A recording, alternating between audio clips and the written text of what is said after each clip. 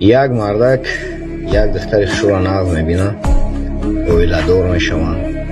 айбан чанд ҳам мегзарад ки духта касали пӯст мешавад.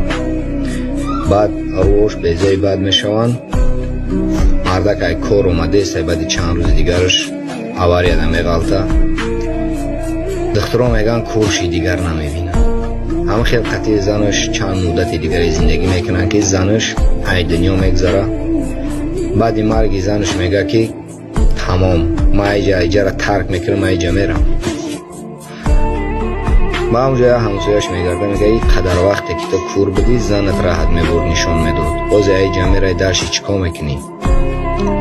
мега ман кур набудам. ба хотире ки занам нафаҳмад ки ман ӯро қадар безебиша мебинам, дарди ӯ чанд зиёд мешавад, ман худма кур мегирифтам. мақсади гап дар чи ай?